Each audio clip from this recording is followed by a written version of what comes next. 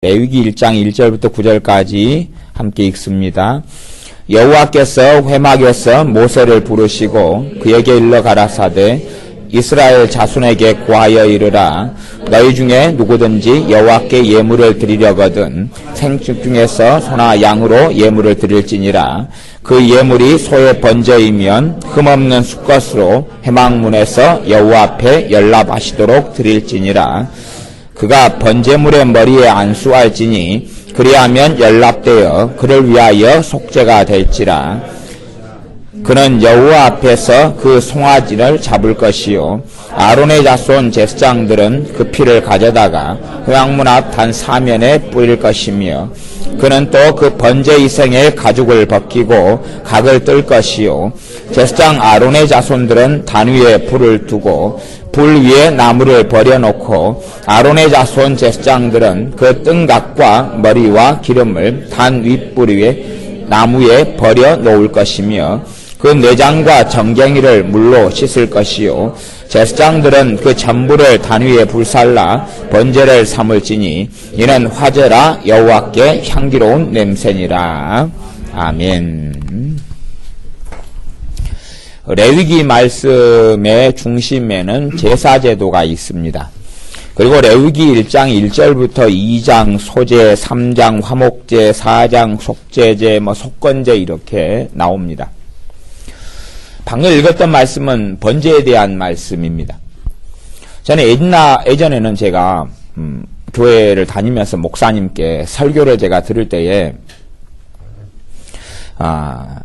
이제 짐승을 잡아서 죄인이 안수를 한단 말이 죄 지은 사람이 짐승을 자기의 죄 대신 안수를 해요. 그러면 제사장이 끌고 가서 그 짐승을 죽인다 그렇게 제가 옛날에 설교를 들었어요. 그 다음에 레위기를 읽는데 그렇게 성경이 계속 읽혀지는 거예요. 그러다 갑자기 다른 번역 성경들을 좀 봤어요. 공동번역이나 새번역이나 다른 성경을 보니까 또 현대어 성경이나 보니까 죄 지은 죄인이 양을 잡아다가 목을 쳐버리네. 죄 지은 죄인이 소를 잡아다가 죽이네. 왜 내가 들었던 설교하고 틀릴까? 다시 성경을 가만히 보니까 대착 죄 지은 죄인이 짐승을 죽이는 거예요. 참 우리의 고정관념은 그렇게 쉽게 어리석어질 때가 많은 것 같아요. 레위기 1장 1절부터 보면 1장 2절에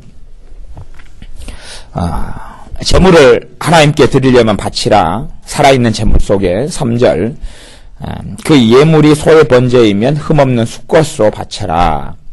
4절 그가 번제머리의 머리에 안수할지니 그가 그러니까 이제 죄인인지 죄 지은 사람인지 바칠 사람인지 세상인지가 의미가 잘 모호하잖아요.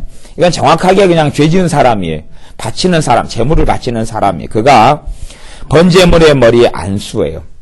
안수를 통해서 죄가 어찌 됩니까? 죄 지은 사람의 죄가 전가가 되지요. 짐승에게 넘어가요. 안수한 다음에 안수를 통해서 죄가 전가가 돼요. 안수를 통해서. 우리가 예수를 믿는다는 것은 우리 주님의 손에 주님의 몸에 손을 얹는 것이 우리가 믿음을 가지고 손을 얹는 것이 이 제사제도는 이스라엘 백성 가운데 하나님과의 사이에 문을 열었던 것이고 하나님 관계를 회복시켰던 게 하나님의 은혜의 통로가 제사제도입니다. 물론 이 제사제도가 이스라엘 백성에는 계속 변질되어 왔어요. 변질되어 와가지고 제사를 아무리 지내지만 죄의 속죄가 일어나 버리지를 않았어요. 왜냐하면 이 제사제도의 바탕에는 뭐가 있냐 그러면 하나님의 사랑과 긍휼과 자비와 그분께서 제사제도를 통해서 하셨던 말씀이 있어요. 제사제도를 너희가 제사를 지낼 때에 어떻게 드리고 어떻게 드릴 때 내가 받겠다는 하나님의 진리의 말씀이 있어요. 문제는 이스라엘 백성들은 제사제도의 모습과 형태는 유지하고 있었는데 제사제도의 본질인 하나님의 말씀, 그 은혜의 말씀은 그 용서의 말씀은 없애버렸어요. 사라져버렸다 그런 이야기예요. 이게 거룩한 모양, 아름다운 모양, 로마 카톨릭처럼 머리에 너울을 뒤집어 쓰고 그 다음에 형식을 지내고 어떤 걸 하고 거룩하게 하고 종을 울리고 하는 등등의 꽤 아름다운 거룩한 모습은 나타나지만 실제 거룩성하고는 상관이 없는 것처럼 그런 것처럼 유대인들이, 이스라엘 백성들이 구약시대 때 그렇게 끊임없이 되어져서 그들의 교회가 무너져 왔던 게 사실이죠. 광야 교회 때도 근근히 버티고 유지하다가 이스라엘 유다 갈라지고 그 위에 포로기로 가면서 교회들이 무너져 왔습니다. 그가 번제의 물에 머리에 안수할지니. 그래서 우리가 예수님을 믿는 데는 안수를 통해서 우리의 죄가 전가된다는 가장 근원적인 믿음을 가져야 됩니다. 가장 근원적인 믿음요. 그리하면 연락되어서 하나님이 받는다는 것이 뭘 받아요? 짐승의 제물을 받아서 연락되어 그를 위하여 속죄가 될 것이라. 죄의 용서가 대속이 일어난다는 이야기. 짐승의 목숨을 통하여 내 죄가 속죄가 된다는 말씀입니다. 안수를 통해서 죄를 전가하고 5절 그는 여호와 앞에서 그 수송아지를 잡을 것이요. 아론의 자손 제사장들은 그렇게 그하고 아론의 제사장들하고 구분이 되죠. 그는 단수고 아론의 자손 제사장들은 복수고, 그는 그 사람이 제물을 드릴 번제를 드릴 사람이 번제물에 머리 안수한 다음에 그가 5절에 여호와 앞에서 하나님 앞에서요 그 수송아지를 잡을 것이요. 여호와 앞에서 잡아라 그런 거예요. 장소는 어쨌든 성막이든지 아니면 성막 뜰에서 잡는단 말이에요. 장소는 그렇게 잡는데 그가 하나님 앞에서 잡는 것이라는 무엇이 필요해요? 믿음이 필요해요. 그러나 주님께서 이 땅에 오셔서 성전에 들어가 보셨을 때에는 강도의 구렬 소굴처럼 그 믿음은 다 사라져버리고 그냥 돈으로 매매하고 쩔뚝바루를 만들고 속임수를 쓰고 했던 형식밖에 없어서 그들의 제사를 통해서는 속죄가 이미 멈춰버린 그런 때가 주님께서 이 땅에 사람의 몸을 입고 오셨을 때에 벌어졌던 일입니다. 그러므로 주님께서 성전을 뒤집어 엎으시면서 성전 숙정 사건을 2번에 걸쳐서 행하셨던 일이 있습니다. 그는 여호와 앞에서 그 숫송아지를 잡을 것이요. 숫송아지를 우리 집에서 키우던 것인지 돈으로 사는 것인지 데려와가지고 내 죄 때문에 거기에 손을 얹습니다. 그리고 내가 죽입니다. 제사장이 죽이는 게 아닙니다. 죄 지은 사람이 그 송아지를 잡아 죽입니다. 죄를 많이 지으면 그리고 돈이 충분히 있다면 송아지 정도는 계속 잡아 죽이고 염소나 양을 잡아 죽일 겁니다. 계속 잡아 죽여요. 내 죄 때문에 처절하게 짐승이 죽어나가는 것을 보게 될 겁니다. 그리고 죽인 다음에 그런 다음에 아론의 제사장들 그 피를 가져다가 회막문 앞 단 사면에 뿌리고요. 그다음에 그는 6절에 그는 그 번제 희생 제물의 가죽을 벗기고 각을 떠요. 누가요? 죄진 죄인이. 우리가요. 여러분이 짐승의 가죽을 벗겨요. 그리고 각을 떠요. 각을 뜬다는 이야기는 부위별로 자른다는 이야기. 부위별로 잘라요. 그렇게 한 다음에 7절에 보면 제사장들에게 넘겨줘요. 넘겨주니까 제사장들이 단 위에 불을 켜가지고 나무를 펼쳐놓고 그리고 8절에 그 뜬각하고 머리하고 기름을 단 윗불 위에 있는 나무에 버려놓고 불태우는 거예요. 내장과 정갱이는 물로 씻고 제사장들은 그 전부를 단 위에서 이제 불살라 번제를 삼아요. 그렇기 때문에 제사 제도 이 번제든지 속죄제든지 속건제든지 그 제사의 소제를 제외하고는 짐승을 죽이는 그 제사는 죄 지은 죄인과 그 다음에 제사장이 혼연일체가 되어져서 함께 보내는 시간이에요. 대신 그 피를 끊임없이 보는 사람, 양의 생명, 소의 생명을 끊는 사람은 죄 지은 죄인입니다. 구약 성경의 이 제사제도를 다루는 것은 제사제도의 본질은 이제 더 깊이 들어가면 이게 그림자에 불과했고 우리 주님의 대속입니다. 우리 주님의 십자가의 사건이에요. 십자가의 사건인데 우리에게 어려운 문제들이 꽤 산적에 있습니다. 사실은 좀 어려운 문제들이 꽤 많이 있어요. 어려운 문제들이 많다는 이야기는 모조품들이 굉장히 많아요. 모조품들이 많아서 우리가 다 주님 앞에 좀 엎드렸으면 좋겠어요. 주님 앞에 다 엎드리고 그분의 은혜를 구했으면 좋겠어요. 간혹 가다가 제가 어떤 분들을 만나면 성령님께서 제게 이분에게는 하나님의 용서를 선포해라 그러실 때가 있습니다. 하나님의 용서를 선포해라 그러실 때가 있어요.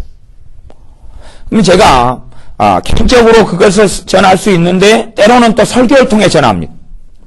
하나님이 용서를 전하라 그 말은 뭐냐 그러면 내가 너를 용서하는데 너가 그걸 받아들이겠느냐 그런 이야기입니다. 물론 어떤 사람은 회개하지도 않고 죄를 뉘우치지도 않는 사람이 용서를 받아들인다면 그 사람한테는 그 메시지가 맞지를 않습니다. 해당 사항이 없어요. 해당 사항이 없어요. 그러나 최소한 어떤 사람들에게 해당 사항이 되느냐 그러면 내가 내 죄 때문에 예를 들어 3년 전에도 그걸 회개하고 가슴을 쳤어요.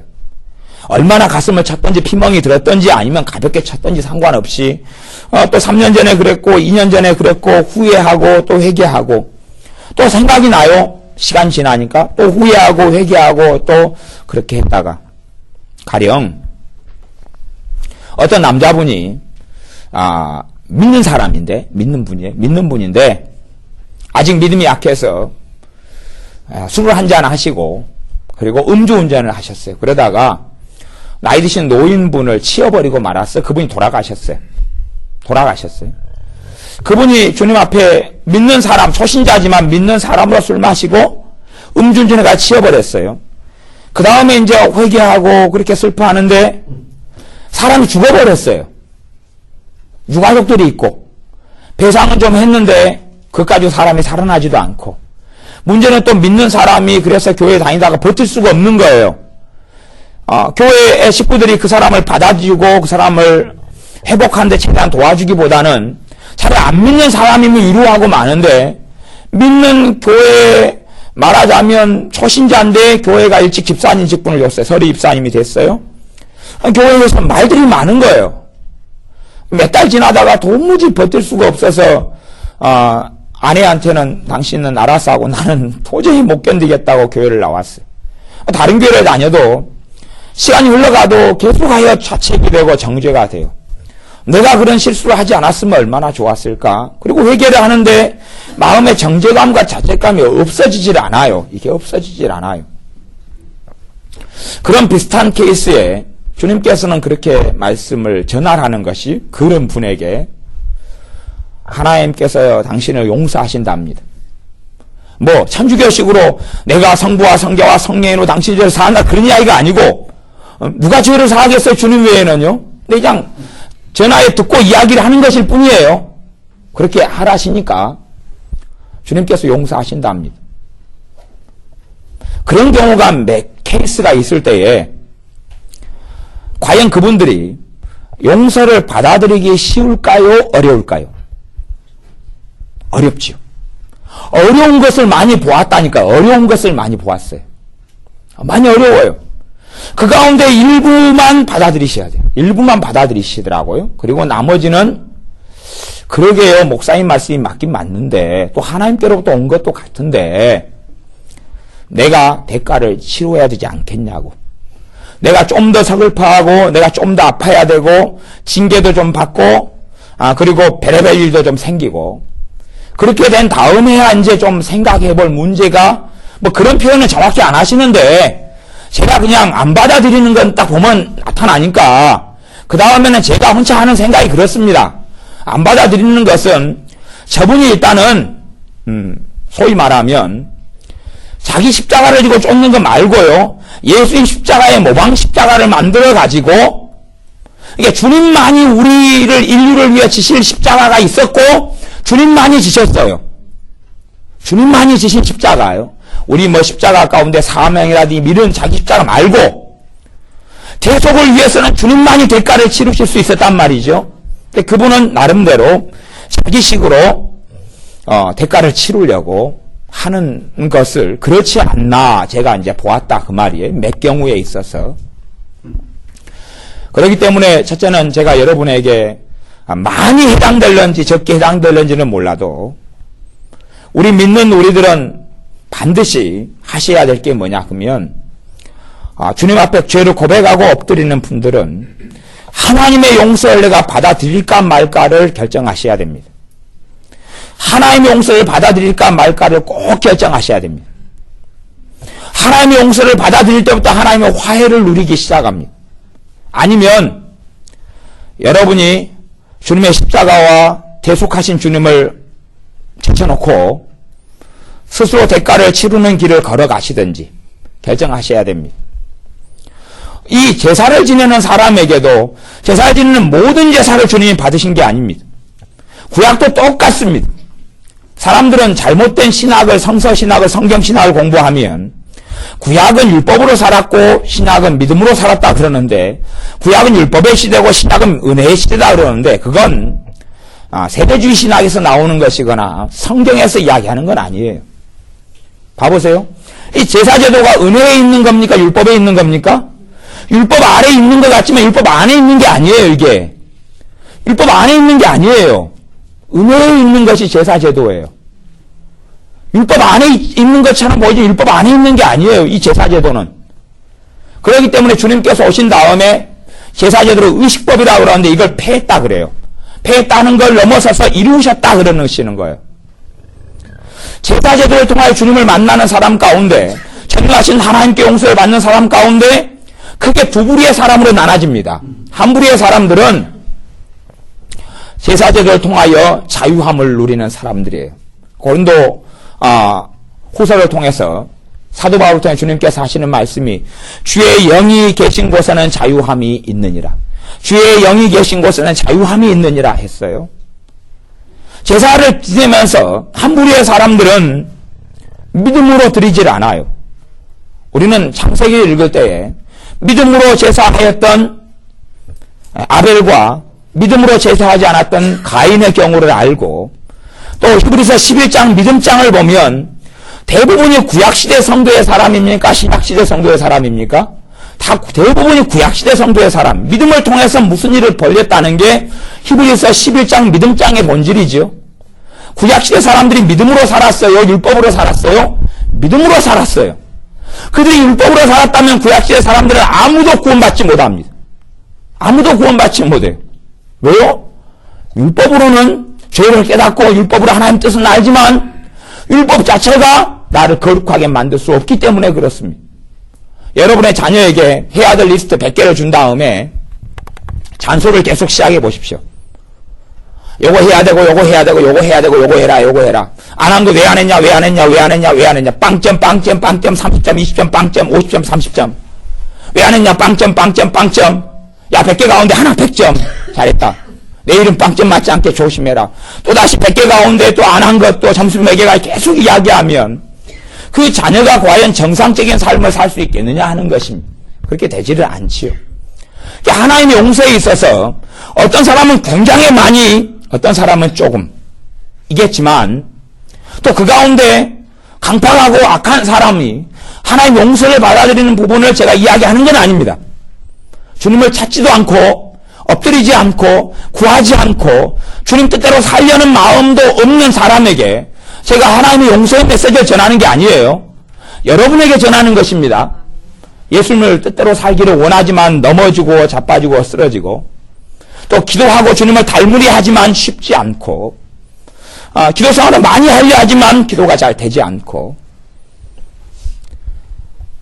내가 하나님께 나아가는 길이 막히는 것은 하나님께 선지자를 통해서 말씀하시기는 내가 너희를 듣지 않는 것은 너희와 내 사이에 너희의 죄악이 가로막혀서 그렇다라고 말씀하셨습니다.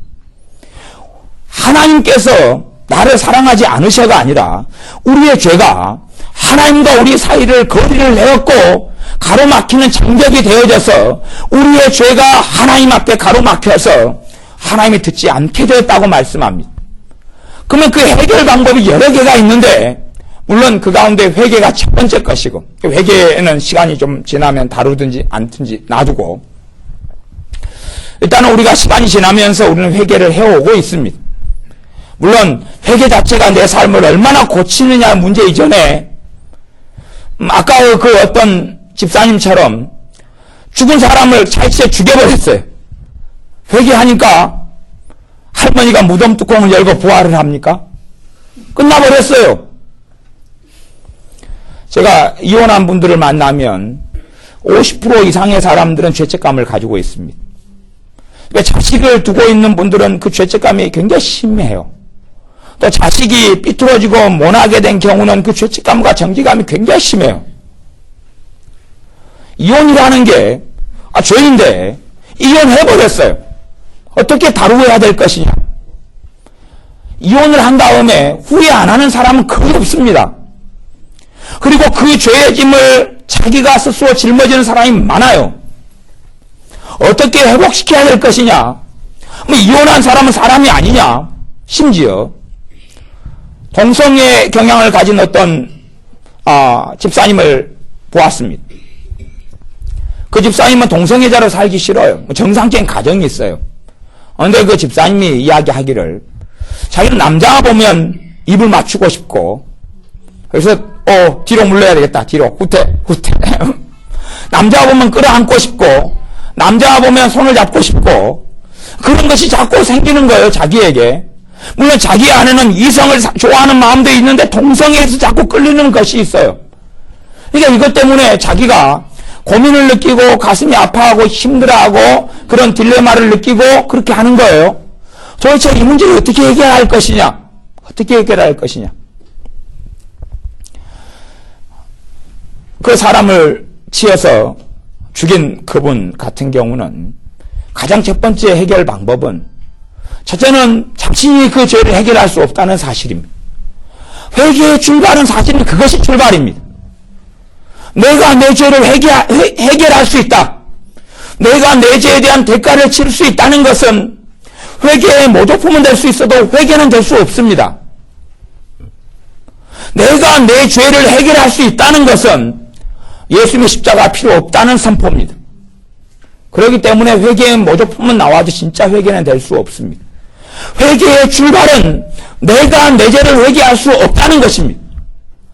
예수님 빼고 그분의 십자가 빼고 회개라는 건 존재할 수가 없습니다. 우리 주 예수님 빼놓고 구원이나 복음이라는 게 존재할 수가 없습니다. 회개의 출발은 뭐냐 하면 내 힘과 내 능력으로 내 죄를 해결할 수 없다는 사실입니다. 사람들은 많은 회개를 자신의 힘과 능력과 의지력과 결단과 결심으로 나를 고칠 수 있다는 겁니다. 다시 이야기하면 내 죄의 문제를 내가 해결할 수 있다는 이야기가 됩니다. 물론 사람들을 만나면 자기가 무슨 말을 하고 있는지도 모르시더군요. 어떤 분들 만났는데, 어떤 목사님도 어떤 분들 만났는데, 어떤 분이, 어떤 목사님이 저희 그렇게 이야기하시더군요. 제가 목사님, 제가 지금 죽으면 구원 받을까요, 못 받을까요? 그래서 제가 그분에게 글쎄요. 저도 모르겠으니까. 근데 저는 개인적으로 목사님이 전 구원 못 받는다고 믿습니다. 왜요? 그러면 제가 사실 하고 싶었던 이야기는 그겁니다.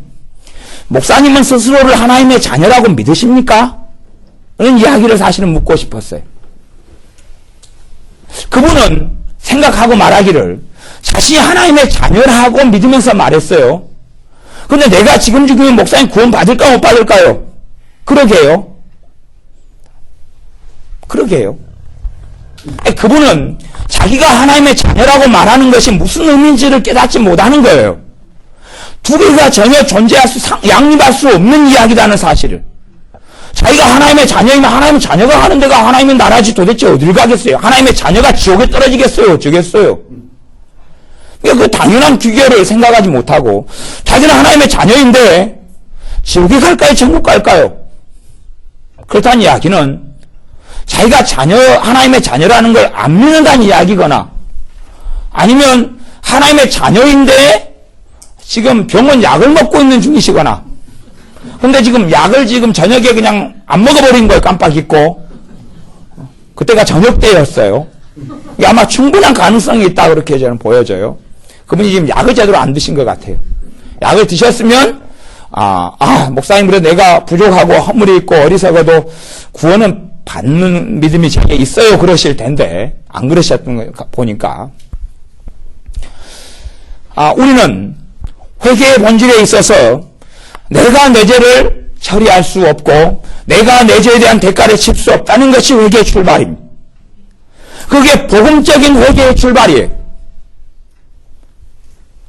이슬람이나 불교나 그런 여러 기타 종교에서는 거기서 말하는 회개는 내가 내 죄에 대한 대가를 억겁년을 지나더라도 치를 수 있다는 거예요. 치루어야 한다는 것이고. 그러니 다 결과론적으로는 다 지옥 속에서 헤매는 것이지요. 어떤 승려들은, 정말 돌을 닦는 승려들은요, 진짜 배기 승려들은 걸을 때 이렇게 걷습니다. 쓱 발을 쓱 문댑니다. 왜 그런지 아십니까? 이렇게 들다가 개미 밟아 죽이면 자기 끝장이거든. 한 생명을 죽이면 그에 대한 대가를 자기가 치루어야 되기 때문에 개미를 안 밟으려고 샥 조심히 걷습니다. 밑에 땅을, 주로 땅을 보시는 거 잘 보셔야 돼요. 고개를 쳐다들고 다니는 사람도 그거 가짜백입니다. 중들 가짜예요, 그거. 진짜는 일단은 땅을 쳐다보고 눈을 샥 잘 돌리고 눈이 나쁘면 안경을 쓰고 눈을, 발을 조심히 천천히 걷습니다. 그래서 개미가 기어가는가 바퀴벌레가 기어가는가 밟아서 박멸시키지 않도록. 그 진짜 분들은 모기가 뜯어도 절대 잡아 죽이지 않습니다. 걔가 환생해가지고 자기 할아버지를 졌지 알겠습니다. 걔네들의 믿음 속에서. 근데 제가 어떤 승려를 만나서 이야기를 절대 안 했습니다. 그분에게 현미경 이야기를 안 했습니다. 그분이 못 주무실까봐. 당신이 드시고 있는 김치에 세균이, 유산균이 몇십만 개입니다. 이야기를 제가 안 했어요. 당신은 그냥 한 700년 전 BC 몇 년의 시대에 그대로 머물러 있어야지 개미 조심할 거고, 괜히 그러면서 요구르트 드시면 큰일 난다는 이야기를 제가 안 했어요. 요구르트는 원샷 하시는 것 같아요. 그 안에 살아있는 균들이 어마어마하게 많은데. 우리는 스스로의 힘으로 죄에 대한 대가를 치를 수 없습니다. 스스로의 능력으로 죄에 대한 대가를 치를 수 없습니다. 하지만 우리는 끊임없이 죄에 대한 대가를 내가 어떤 방법을 통해서 치르려고 그럽니다. 그래서 감정적으로 충만한 분들은 위로를 꽤 많이 받습니다. 왜냐하면 울려고 마음먹으면 눈물이 나거든요. 울려고 마음먹으면 눈물이 나는 분들, 감정적으로 충만한 분들은 울려고 마음먹으면, 감정적으로 충만한 애들은, 제가 그래서 그런 애들을 좀 비난하는 게 있습니다. 비난하냐 그러면 처음에 재미도 없는 개그 콘서트 프로를 보고 웃는단 말이에요. 그래서 제가 걔들한테도 이야기합니다. 약 먹어라. 재미도 하나도 없는데 저게 뭐가 재밌냐? 걔네 재밌다고 배꼽을 잡고 웃고 기러는 게 우리 박 집사님도 막 아들 보고 그렇게 많이 웃더라고요. 너무 행보가 좋은가? 진짜 제가 보면 누워가지고 발을 동동동동 굴르는 거예요. 얼마나 좋은가? 그 아들이 글을 써놓기를 참 21살입니다. 유유. 이 아들이 연못에 가서 물에 빠지려고 그러니까 엄마가 안타까워가지고 발을 동동 구르는 거예요. 아들을 구해내야 되겠는데 아들은 얼음을 구르다가 깨져서 빠질 것 같고, 근데 그 얼음이 열려있던 물의 깊이가 이만큼이었어요. 빠지면 큰일이 나는 깊이에요. 왜냐하면은 접신물에 코를 박고도 죽을 수 있는 게 인생사이기 때문에 30cm 물 깊이에서도 빠져 죽을 수 있다는 강력한 믿음을 가지시는 것 같아요. 그래서 벌벌 심장이 벌렁벌렁 그러다가, 그래서 제가 이 21살 된 아들한테 야, 얼음이 더 약한 것으로 가라. 미끄러졌으로 가니까 와! 그리고 엄마는 죽어나가고, 그래서 아들이 전 21살입니다. 유유. 언제나 엄마 품에 이렇게 있어야 될까요? 엄마 저를 낳아주세요. 엄마는 아마 10년 동안 못 놓을 수도 있겠죠. 그렇게 이제 살면 재밌죠. 우리의 죄의 문제를 우리는 해결할 수 없습니다. 우리의 죄 문제를 우리는 해결할 수 없습니다. 이스라엘 백성이 아무리 율법을 철저하게 알았다 할지라도 그들의 죄의 문제를 스스로 해결할 수 없기 때문에 제사 제도를 전능하신 하나님 아버지께서 우리 주 예수님의 계속의 그림자로 제사 제도를 통하여 하나님의 백성들을 살리기를 기뻐하셨습니다. 대신에 그들은 한번 죄짓거나 그들의 죄에 따라서 경중에 따라 스스로 결정하고 하나님 말씀에 따라서 제사를 지내야 했는데, 소를 잡든지 양을 잡든지 염소를 잡든지 간에 말하자면 끔찍한 시간을 보내야 했습니다. 소고기를 먹기 위해서 소를 잡는 것은 끔찍하지 않고 개고기를 좋아해서 개를, 몽둥이를 두드려 패든지, 전기로, 요즘에 전기로 많이 죽인다 그래요. 전기로 죽이든지, 어찌든지 개고기를, 저는 개고기를 참고로 안 먹습니다만은, 개고기를 잡아가지고 어떻게 하든지 좋아하면 침을 뚝뚝 흘리고, 탈북자 어떤 분이 그렇게 말씀하시더라고요. 누가 애완견을 키우니까, 그 개새끼는 맛있겠다. 저걸 보양하려고 키우는 거 아닌가? 짐승을 내가 좋아해서 잡을 때는 행복하고 좋겠지만 내 죄 때문에 그 짐승은 죽어야 한다는 걸 알고 내가 죽이고 안수하고 죽이고 피를 뽑아내고 각을 뜨고 껍질을 벗기고 각을 뜨고 과연 그렇게 했을 때 그 시간이 그렇게 행복했겠느냐 하는 것입니다. 물론 그런 행위를 했다고 용서받는 게 아닙니다. 왜? 하나님이 그 용서의 문을 열어놓았기 때문에 그러는 것입니다. 그래서 우리들은 주님께서 치르신 피 흘리심을 받아들이고 그것을 받아들인다는 것은 하나님의 용서를 받아들인다는 것과 같은 이야기입니다. 하나님의 용서를 받아들이는 것과 같은 이야기입니다. 예수님께서는 나의 죄를 위해 피를 흘렸다는 것을 믿는 것은 하나님의 용서가 그를 통해서 이루어졌다는 것을 받아들이는 것입니다. 많은 신자들이 과거의 망령에 매여 삽니다. 아무리 회개해도 바꿀 수 없는 일들, 아무리 회개해도 바꿀 수 없는 일들을 계속하여 후회하고 회개하고 그렇게 살아갑니다. 이혼이라든지 현재 동성애의 문제도 그 부분에 때로는 항상 그렇지 않지만 하나님의 용서를 받아들이면 동성애의 역사는 영이 떠나가든지 자신의 심리적인 영의 매임이 풀어지는 경우도 얼마든지 있는데 그분은 스스로의 힘으로 동성애적인 경향을 없애려고 그럽니다. 없앨 수 있다면 정말 좋을 것 같습니다. 없애는 게 가능하다면 정말 좋을 것 같습니다만은 알코올 중독자가 알코올 중독을 치료하고 없애는 것보다 동성애자가 동성애적인 경향을 없애는 것이 10배, 100배는 더 어렵습니다. 그런데 끊임없이 그들은 자신의 힘으로 처리하려고 자신의 힘으로 없애고 자신의 힘으로 어떻게 되려고 그럽니다. 우리들에게는 첫째는 다 필요한 게 하나님의 용서를 받아들이는 것입니다. 하나님의 용서를 받아들이는 것입니다. 꼭 그것을 여러분이 행하시기를 바랍니다. 여러분이 강팍하고 주님을 의지하지도 않고 주님을 믿지도 않으면 하나님의 용서는 절대 받아들이지 마십시오. 절대 받아들이면 안 됩니다. 예수를 믿지도 않고 그분의 대속을 믿지도 않고 그분의 십자가를 믿지도 않는 분들은 하나님의 용서를 절대 받아들이지 말고 예수님의 대속을 믿기를 먼저 시작하십시오. 그분 앞에 엎드리는 것 시작하십시오. 그러나 예수님을 믿는 분은 그분께서 내 억만 가지 죄를 위해 십자가에 죽으셨다는 걸 믿는 분은 인생과 삶 속에 하나님의 용서를 받아들이는 것이 무엇인지를 경험하셔야 됩니다. 하나님의 용납을 받아들이는 것이 무엇인지를 경험하셔야 됩니다. 하나님의 용서를 받아들이는 것을 체험하셔야 됩니다. 여러분은 얼마든지 마음에서 거절하고 거부할 수도 있습니다. 나는 자격이 되지 않으니까 하나님의 용서를 못 받겠다. 하나님의 용서는 자격의 문제가 결코 아닙니다.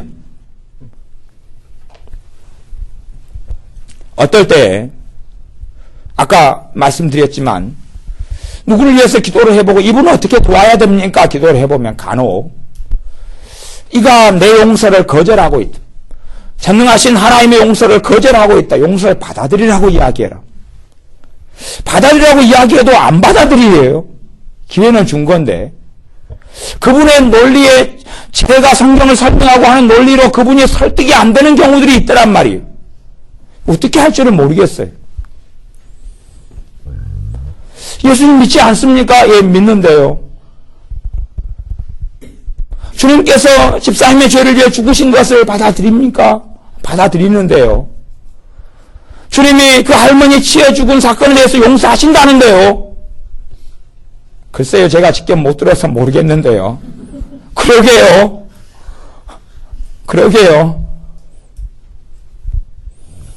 봐보세요.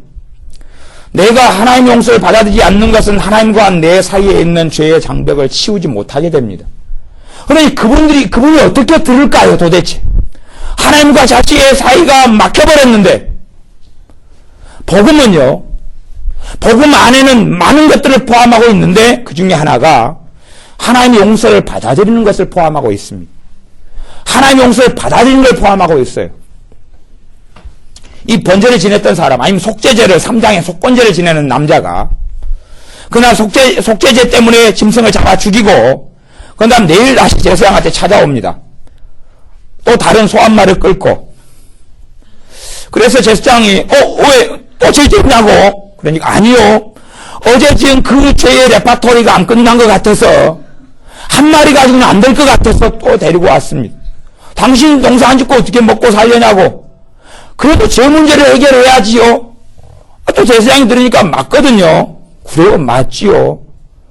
그럼 2마리가 필요했던 모양이죠. 또 갖고 잡아 죽였습니다.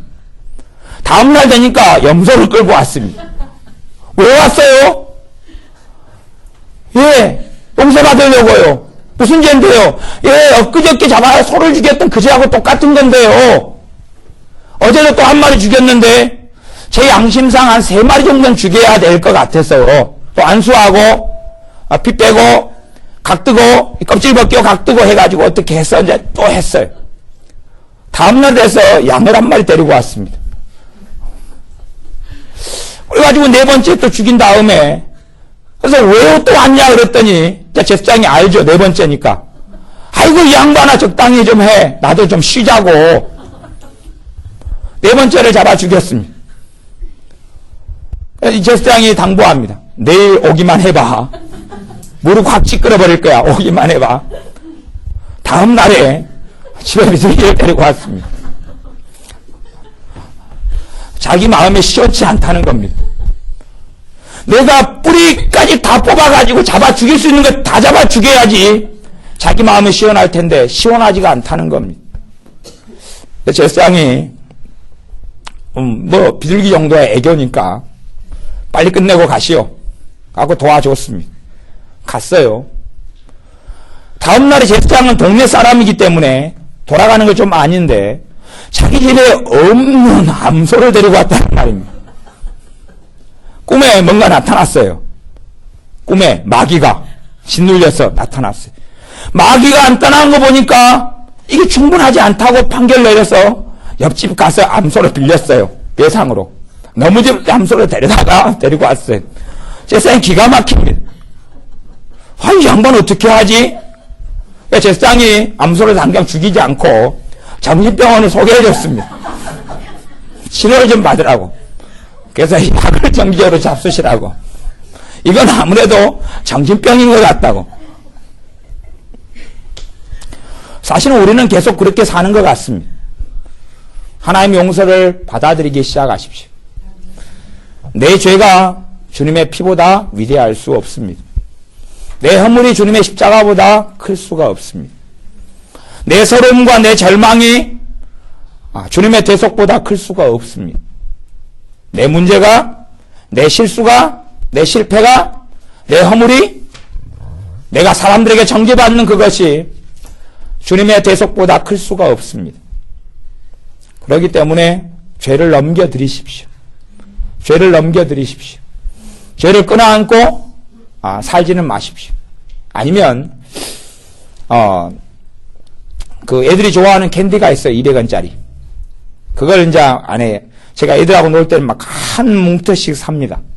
그걸 갖다가 드릴 테니까 죄는 내놓으십시오. 그걸 계속 빨고 계시고 이빨이 썩더라도 캔디를 계속 빨고 계시고 죄는 내놓으십시오. 아니면 왜 죄를 맨날 입에 넣고 빨고 계시고 머릿속에 넣어서 맷돌처럼 굴리고 있고 마음속에 집어넣어가지고 안에서 돌리고 있고 그런 삶을 살지는 말고 죄를 주님께 넘겨드리십시오. 내 허물을 주님께 넘겨드리십시오. 그리고 주님께서 내 죄를 받으신다는 것을 믿을 때부터 하나님의 용서를 받아들이십시오. 정말로 많은 믿는 신자들이 못하는 것이 용서를 내가 받아들이지 않으면 용서가 이루어지지 않는다는 사실을 모르는 거예요. 내가 용서를 받아들이지 않으면 용서가 이루어지지가 않는 것이 누군가가 선물을 주어도 그 선물을 내가 거절하고 받아들이지 않으면 하나님의 용서는 선물이에요. 하나님의 구원이 선물인 것처럼 너희 행위에서 난 것이 아니라 하나님의 선물이라 그러니 아무도 자랑치 못하리라 하는 것처럼 하나님의 용서도 선물이에요. 내가 어떻게 대가를 치를 수 있는 성질의 것이 아니란 말이에요. 그러면 돈 없는 노숙자는 용서를 못 받을 것 아닙니까? 내놓을 게 없으니까요. 심지어 아마 어떤 사람은 집비둘기, 산비둘기, 가난한 사람이 드는 예물이 집비둘기, 산비둘기에 불과했지만 그것도 못 낼 사람이 있을 것 아닙니까? 뭐 그런 사람은 어떻게 용서를 받았겠습니까? 도대체 그 길은 아벨처럼 하는 길밖에 없습니다. 아벨처럼요. 믿음으로 주님 앞에 엎드리는 것 말고는 없었던 것입니다. 구약시대에도 그렇습니다. 구약시대에도 여러분이 믿음으로 주님 앞에 죄를 넘겨드리고 그리고 용서를 받아들이십시오. 주님의 용서를 받아들이십시오. 하나님의 용서를 마음속에 받아들이십시오. 그럴 때 죄의 담이 허물어져 가기 시작합니다. 그렇게 해서 용서를 받아들이고 은혜를 받는, 그게 오리지널로 은혜 받는 방법이에요. 지금 오리지널로 보라 지금은 은혜 받을 만한 때라라고 고린도 후서에 말씀했던 것처럼 하나님의 은혜가 오는 방법이에요. 그렇게 은혜 받은 사람이 내가 거룩해서, 내가 신앙생활 20년 해서 하나님은 나를 잘 보았어, 내가 작정 헌금을 해서 내가 이런 봉사를 충성되었기 때문에 이 은혜를 주셨다고 누가 과연 자랑할 수 있겠느냐는 겁니다. 하나님의 은혜의 가짜와 모조품은 정말 많습니다. 그러나 우리 주님의 십자가를 통해서 오는 은혜는 다 참되고 깨끗합니다. 여러분들이 하나님의 용서를 마음을 열고 받아들이십시오. 계속하여 받아들이십시오. 그리고 내가 회개되지 않은 부분은 내 죄를 끌어안고 엎드리십시오. 회개의 중심은 내가 내 죄를 해결할 수 없다는 것입니다. 어떤 죄는 내가 해결할 수 있으면 그 자리는 예수님이 필요 없다고 선포하는 것과 똑같습니다. 주님이 아니어도 이건 가능합니다. 주님이 아니어도 이 죄의 문제는 내가 해결할 수 있습니다. 사실은 예수 그리스도로 복음으로 살지 않는 사람입니다. 적당한 죄는 내가 해결하겠습니다. 이런 죄는 내가 해결하겠습니다. 해결이 되지 않습니다. 해결이 되어가지 않습니다. 주님을 힘입어 주님의 용서를 받아들이면서 주님의 거룩함이 내게 입혀지기를 원하십시오. 고린도전서 말씀에는 예수님께서 우리에게 의로움이 되셨다, 예수님께서 우리의 거룩함이 되셨다, 예수님께서 우리에게 지혜가 되셨다라고 선포합니다. 예수님을 여러분의 거룩함으로 받아들이십시오. 예수님을 여러분의 거룩함으로 받아들이십시오. 내 거룩함을 가지고 하나님 앞에 서서 여기 있습니다 그러니 하나님께서 빵점, 그렇게 해서 어떻게 하렵니까? 하나님 다시 음식을 만들어 오겠습니다, 만들어 갔는데 마이너스 100점, 어떻게 하겠습니까? 내가 가지고 하나님께 내 의와 내 거룩함을 가지고 서는 것은 다 모조품과 가짜에 불과합니다. 주님의 거룩함이 내게 와서 그 거룩함을 믿음을 통해 받아들일수록 우리의 삶이 거룩해져 가도록 변화되어져 갑니다. 한 걸음 한 걸음 변화되어져 갑니다.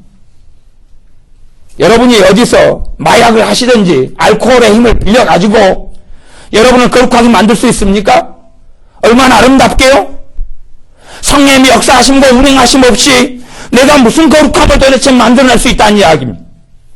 그렇게 할 수 있었으면 창세기부터 하나님의 사람들이 선포했을 것입니다. 선지자들이 선포했을 것입니다. 내가 스스로 의롭게 되었노라, 내가 스스로 거룩하게 되었노라, 내가 내 의로 하나님께 인정받았노라, 욥이 아마 선포했을 것입니다. 내가 이렇게 의로운 사람 중에 의로운 사람으로 살았었노라. 아니, 하나님께서는요, 은혜 속에서 믿음 안에서 그들의 하나님을 믿는 섬김, 그분의 은혜를 주셔서 순종하게 하시고 그 순종을 의로 인정하셨습니다. 순종이 일어나도 그분의 은혜가 내게 임하여서 순종의 걸음을 걸을 능력을 주시고 그 걸음을 걷도록 하시면서 그걸 인정하셔 주셨던 것입니다. 그러지 어떤 사람의 의지력으로 순종하는 것, 사실은 그런 것은 대부분 가짜에 불과합니다. 하나님의 용서와 사랑을 받아들이십시오. 받아들이는 것. 그것이 죄인이 해야 될 가장 첫 번째 것입니다. 죄인인 우리가 해야 될 가장 첫 번째 것은 하나님의 용서를 받아들이는 것, 예수님의 피를 내 것으로 받아들이는 것, 그의 피 속에 그의 살 속에 참여하는 것, 무엇을 통해서요? 믿음을 통해서요. 믿음을 통해서 그의 살 속에 그의 피 속에 들어가면 내가 씻김을 받는 것, 믿음을 통해서 주님의 피로 나를 씻김을 받는 것, 그걸 하셔야 됩니다. 믿음을 통해서요. 그냥 대접기도 한다고 예수님의 피를 집에 뿌리고 그건 굉장히 지혜롭고 좋은 일입니다. 근데 그것보다 훨씬 더 좋고 귀한 본질적인 것은 주님의 피로 여러분의 마음을 씻으십시오. 주님의 피로 생각을 씻으십시오. 주님의 피로 우리의 감정과 정서를 씻으십시오. 주님의 피 속에 들어간 믿음으로 피 속에 담그십시오. 본질적으로 이 제사를 통해 하나님이 의도하셨던 것은 그 긴 시간 동안, 제사 지낸 긴 시간 동안에 그 피 속에 머물러 있으라는 이야기였습니다. 물론 또 하나 의도하셨던 것은 얼마나 죄가 끔찍하고 큰 대가를 치러야 하는지를 내 대신 양이 울부짖는 소리, 소가 울부짖는 소리를 들으면서 각을 내 대신 뜨는, 껍질을 벗기는 그 자리에 자기가 당사자가 되어서 행하면서 얼마나 죄가 끔찍한지를 보게 하신 것입니다. 주님의 피 속에 오래 시간을 가지고 거해야 됩니다. 오직 믿음을 통해서요. 이제는 양도 필요 없습니다. 소도 필요 없습니다. 비둘기도 필요 없습니다. 이제는 오직 우리 주 예수님께서 처음이자 마지막이고 그 피가 우리를 살게 합니다. 믿음을 통해서만이 들어갑니다. 믿음을 통해서만이 예수님의 피 속에 들어가서 깨끗함을 얻을 수 있습니다. 믿는 사람은 그러기 때문에 진리를 받아들이지만 똑똑하고 지혜롭다는 사람들은 받아들이지 않습니다. 왜냐하면 정말 황당무계한 말이 될 수 있거든요. 그러나 정말 예수님을 믿는 사람들은 믿음을 통하여 주님의 대속을 받아들입니다. 주님의 피가 나를 씻기는 것을 받아들입니다. 주님의 피가 나를 씻기는 걸 받아들입니다. 10번이고 100번이고 1000번이고 10,000번이고 사람들은 한 번을 합니다. 꼭 아이들 목욕하는 것처럼, 남자아이들 목욕하는 것처럼 목욕탕에 한번 풍덩 들어갔다가 다시 손내고 퉁 튀어나옵니다. 갖고 목욕탕 밖에서 TV를 보고 앉아있습니다. 뒤통수 한 대 때리죠. 야, 담가. 때를 불리라 그랬더니 잠깐 앉아있다가 안 볼 때 찬물에 들어갔다가 헤엄치다가 쏙씩 도망갑니다. 그게 다 있다는 거지요. 아니요. 충분히 담가야지요. 때를 불리려고 그래도 한 10분이면 됩니까? 20, 30분? 충분히 불려가지고 딱딱 문대야지요. 목욕탕의 시간도 여자분들은 뭐 1시간은 짧다 그러고 1시간 반, 2시간씩 계시잖아요. 주님 안에 1시간 반, 2시간 그렇게 있는 것입니다. 믿음을 통해서요. 믿음을 통해서요. 고린도전서의 말씀에 의하면 하나님께서 너희 가운데서 두루 행하여 너희 하나님이 되고, 물론 앞뒤에는 거룩하고 앞뒤에는 정과 흠이 없게 되라는 말씀이 있어요. 그러나 성경은요, 항상 이렇게 해라는 말씀 앞뒤에 살펴보면 복음이 그대로 있어요. 잘 아셔야 됩니다. 성경 윤리적으로 보면 윤리적인 것만 잘라낼 수 있어요. 그러나 앞과 뒤를 보면, 중간과 앞이나 뒤를 보면 예수 그리스도의 능력으로, 그분의 거룩함으로 그런 말씀이 계속하여 앞뒤로 붙어 있어요. 하지만 우리는 꽤 윤리적인 것만 잘라낼 수도 얼마든지 있어요. 얼마든지 있어요. 그래서 이렇게 해야 되겠다는 것만 가지고 복음 없이 그 모양을 나타내려고 발버둥 치는 경우가 많습니다. 기도하실 때에 하나님의 사랑을 마음속에 받아들이십시오. 하나님의 은혜를 받아들이시고 하나님의 용서를 받아들이십시오. 하나님의 용서를 받아들이십시오. 그리고 내가 회개하지 않은 것은 주님만이 내 죄를 씻어주십니다. 그 죄를 가지고 주님께 엎드리시고 내놓으십시오. 똑같습니다. 회개의 본질은 똑같습니다. 너희 염려를 주께 맡겨버리라 하는 것과 똑같은 것입니다. 내 염려를 주님께 내어드린 다음에 30분은 너무 평안하지요. 기도하는 30분은. 왜? 그 염려를 내드리는 기도가 첫 번째 기도였거든요. 다른 기도를 실컷 하다가 30분 끝나서 주님 감사합니다. 오냐? 주님 아까 맡겨놨던 거 찾아갈게요. 찾아서 다시 가가지고 또 이상하게 답답하네. 다시 주님께 염려가 돼서 또 내놨다가 주님 감사합니다. 10분 동안 답답함이 풀어졌어요. 또 찾아갈게요. 주님은 뭐라 안 그러시는데 천사들이 그럽니다. 별짓 다 한다. 맨날 그러거든요. 주님 자식 문제에 맡겨주고 걱정됩니다. 맡겨드렸다가 조금 이따 다시 찾아가요. 주님 맡겨둔 거 감사합니다. 또 찾아갈게요. 그러니까 아마 주님께서는 그 하루 이하로 그 물건 보관소 온 것 같아요. 물건 보관소. 보관해주고 다시 찾아가지고 왔다가 너무 늦게 놔두면 벌금 냈다가 그렇게 하는 것처럼. 근데 그 염려를 맡겨드리는 것과 똑같습니다. 내 죄를 넘겨드리는 것입니다. 그게 회개의 본질 속에 들어갑니다. 첫째 회개의 본질은 뭡니까? 내가 내 힘으로 내 죄를 아무리 사소한 죄라도 해결할 수 없다는 거예요. 주님께서요, 산상수훈에 말씀하시기를 너 눈으로 범죄함, 오른눈으로 범죄함, 오른눈을 뽑아버리라 그랬습니다. 누가 실천할 수 있습니까? 누가 순종할 수 있습니까? 아마 그랬다면 제가 다 장님을 만들어버릴 수 있습니다. 여러분 몰래 그냥 OHP나 하나 설치해가지고 아주 그냥 멋진 남자를, 팬티만 입은 남자를 나와서 여자분들 눈을 다 뽑아버리고 굉장히 막 비키니 입은 아름다운 아가씨를 놔두고 남자들 눈을 다 뽑아버릴 수가 있습니다. 물론 설치하면서 저는 안 보도록 아주 조심하고 그 뒤쪽으로 켜놓고 앞쪽에 안마 보고 있다가 다 뽑아지. 여러분이 이제 다 뽑으셔야 돼요. 그냥 쪽집게로 뽑든지 손가락을 집어넣어 뽑든지 젓가락으로 찔러가지고 뽑아내든지 다 뽑아내셔야 돼요. 오른손이 범죄하거든. 정말 여러분이 좋아하는 맛있는 걸 쌈통째 쌓아놓고 거대니까 먹으십시오 그러면 욕심을 얼마나 부리는가를 봐야 돼. 딴 사람이 한 개 먹는데 두 개 먹으면 손을 그래서 꽉 잘라버려. 아니 자르라고 톱을 내주는 겁니다. 써십시오. 양심껏 써십시오. 그러면 8의 3분의 1을 썰어내고 양심껏. 아니 너무 적게 썰잖아요. 솔직히 양심껏 하세요. 예, 미안합니다. 3분의 1을 잘라내고. 정말 양심이 있으세요. 예, 어깨까지 잘라내요. 우리의 죄에 대한 대가가 형제됨을 나가라는 자마다 지옥불에 들어가리라 그랬어요. 도대체 내가 형제돼서 미워하고 나쁜 놈, 비린한 놈, 뭐 하는 자마다 공회에 잡히게 되고 그 죄의 대가를 어떻게 우리가 치를 수 있느냐 하는 것, 그게 하나님의 공의입니다. 그게 하나님의 공의 앞에 누가 설 수 있느냐 하는 것입니다. 한쪽 뺨을 때리거든 한쪽 뺨을 대주라 그랬습니다. 제가 한번 실험을 해볼까요? 누가 그럴 수 있는지? 아니, 이게 뺨만의 이야기는 절대 아니니까 그 말씀은. 한번 거듭 달라 그래볼까요? 속옷까지 벗어주는지? 가능합니까? 아니, 시간을 낼 수 있을지 모르겠어요. 거저 속옷은 가벼우니까.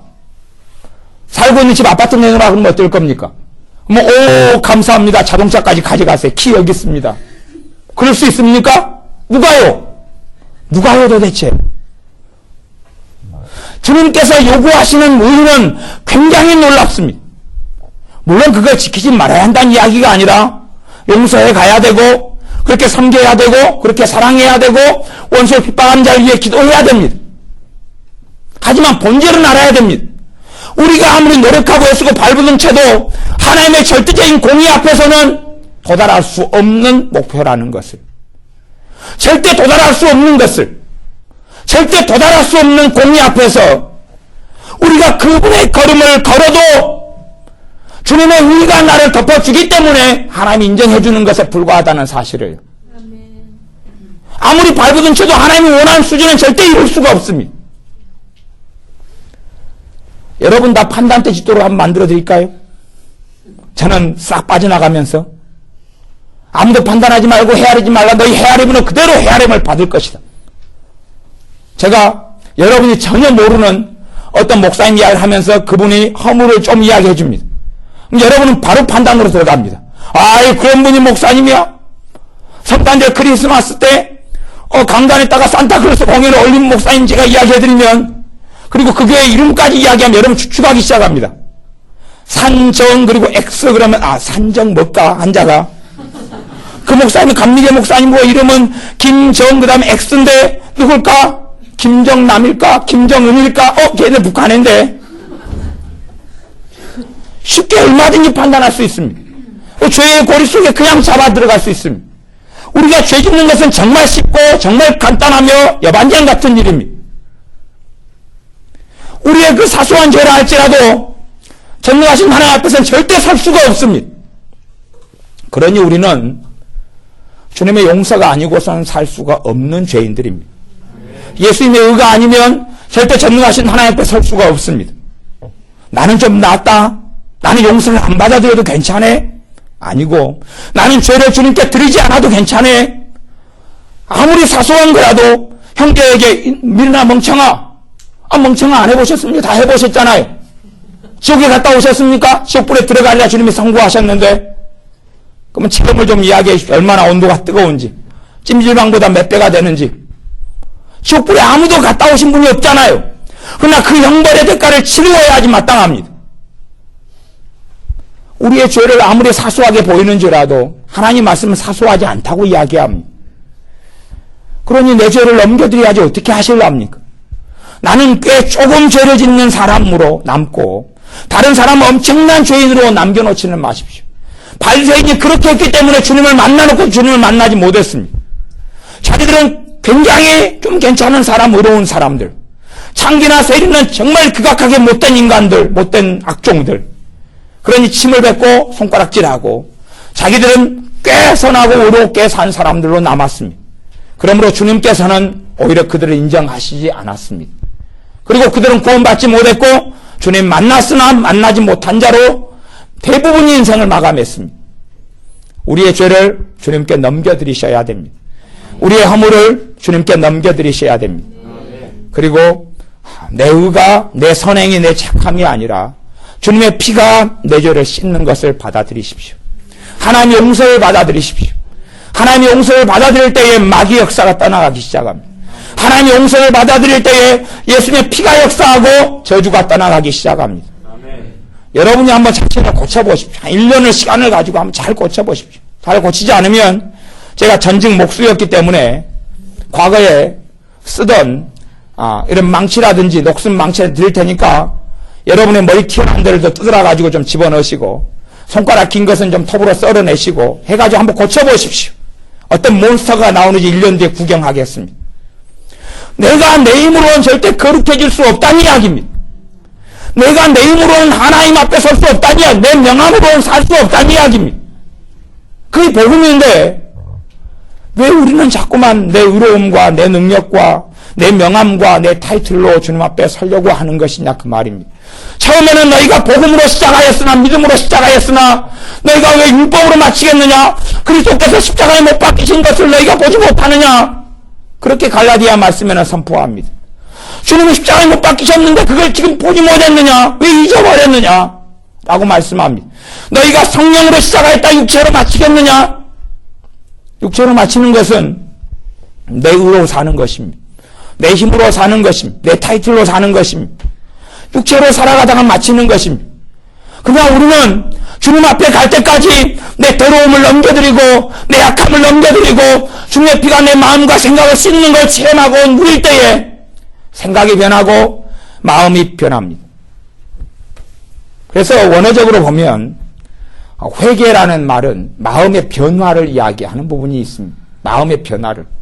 회개는 마음의 변화인데 이 죄인된 더러운 마음을 어떻게 변화시키느냐 그겁니다. 행동은 변화시킬 수 있어요. 상담 오래 공부할 때 행동요법이 있어요. 행동요법. 행동치료법이 있어요. 어떤 사람은 행동을 고치면서 그 사람의 정신적인 문제를 해결하는 치료법이 있어요. 근데 행동은 좀 고치는 걸 조작할 수 있어요. 조건적 반사, 무조건적 반사를 통해서 어떻게 할 수 있어요. 그러나 이 마음의 변화는 누가 가능하느냐? 도대체 이 마음을 누가 고치고 변화시킬 수 있느냐? 예수 그리스도 말고는 마음을 변화시킬 수 있는 이가 없습니다. 아멘. 회개는 마음의 변화인데 주님 앞에 엎드릴 때 그분의 대속을 힘입고 그분의 보혈을 힘입을 때에 그분의 사랑과 용서를 받아들일 때에 우리의 마음의 변화가 나타나고 거기에서 삶의 변화가 일어납니다. 그것이 거룩해지는 길이고 방법이며 그것 말고는 거룩해지는 길이 없습니다. 절대 없습니다. 절대 없습니다. 한 가지 이야기만 하고 말씀을 마무리하겠습니다. 어떤 분이 자기의 힘으로 꽤 의로운 삶을 살아갔다고 그렇게 믿었습니다. 꽤 의로운 삶을 살아갔다고 믿었습니다. 그리고 그분이 그렇게 살 수 있다고 주장했습니다.